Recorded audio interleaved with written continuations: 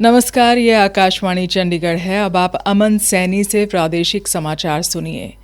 पंजाब के मुख्यमंत्री भगवंत सिंह मान द्वारा खिलाड़ी हार्दिक राठी के साथ हुए हादसे के मामले में दिए गए बयान को खेल मंत्री ने राजनीति से प्रेरित बताते हुए कहा कि उनको इस प्रकार के बयान देने की बजाय पंजाब के युवाओं के बारे में सोचना चाहिए।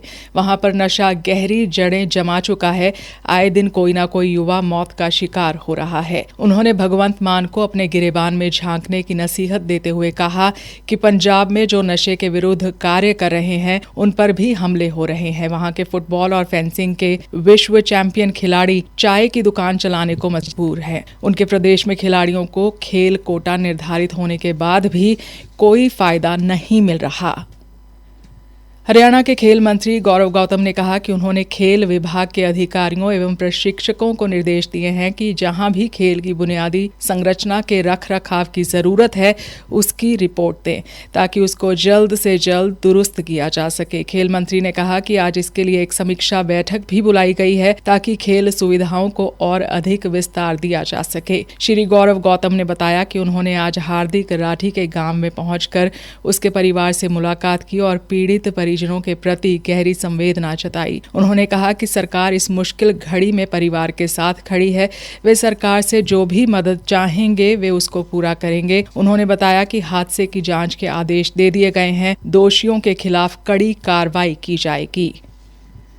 प्रधानमंत्री नरेंद्र मोदी रविवार सुबह 11 बजे आकाशवाणी पर मन की बात कार्यक्रम की 128वीं कड़ी में देश विदेश के लोगों के साथ अपने विचार साझा करेंगे। कार्यक्रम को पूरे आकाशवाणी और दूरदर्शन नेटवर्क, आकाशवाणी समाचार वेबसाइट और news on air mobile app पर प्रसारित किया जाएगा। इसका सीधा प्रसारण आकाशवाणी समाचार, डीडी न्यूज़, प्रधानमंत्री कार्यालय और सूचना और प्रसारण मंत्रालय के यूट्यूब चैनलों पर भी किया जाएगा। आकाशवाणी से हिंदी में प्रसारण के बाद क्षेत्रीय भाषाओं में भी कार्यक्रम का प्रसारण होगा।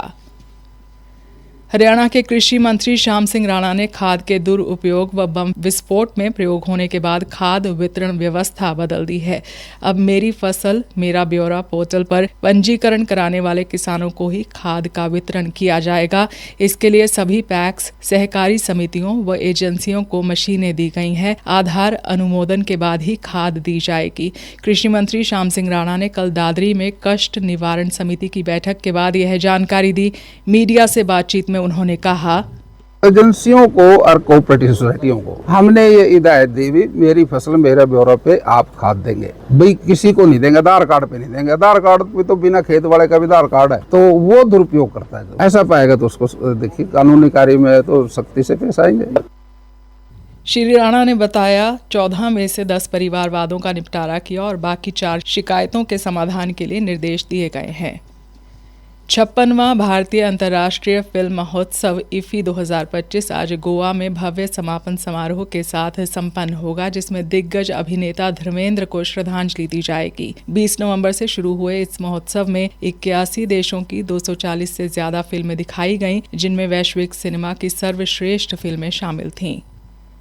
चंडीगढ़ नेवल यूनिट एनसीसी के कैडेट्स ने कल राष्ट्रव्यापी पुनीत सागर अभियान के तहत सुखना झील में व्यापक जल निकाय स्वच्छता अभियान चलाया। एनसीसी कैडेट्स ने प्लास्टिक कचरा, तैरता मलबा और अन्य प्रदूषकों को हटाया। कैडेट्स को संबोधित करते हुए commanding officer captain Tejinder Singh ने ऐसे अभियानों के महत्व पर प्रकाश डाला। उन्होंने कहा, पुनीत सागर अभियान केवल एक स्वच्छता अभियान नहीं है, यह युवाओं में पर्यावरणीय जिम्मेदारी पैदा करने की दिशा में एक कदम है। कार्यक्रम के अंत में जनता से प्लास्टिक के उपयोग से बचने, जल स्रोतों को स्वच्छ रखने और संरक्षण प्रयासों का समर्थन करने की अपील की गई।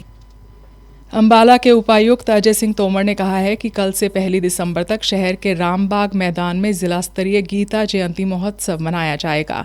उन्होंने बताया कि कल रामबाग मैदान में हवन यज्ञ के साथ जिला स्तरीय गीता जयंती महोत्सव का शुभारंभ होगा। उन्होंने कहा कि 3 दिनों तक कार्यक्रम स्थल पर सांस्कृतिक कार्यक्रमों की प्रस्तुति होगी, वहीं विभिन्न विभागों द्वारा स्टॉल भी लगाए जाएंगे। इसके साथ साथ सूचना, जनसंपर्क एवं भाषा विभाग द्वारा प्रदर्शनी भी लगाई जाएगी। कैथल में भी कल से 1 दिसंबर तक भाई उदय सिंह किला परिसर में गीता जयंती महोत्सव का आयोजन किया जा रहा है। इसी के साथ समाचार बुलेटिन समाप्त हुआ।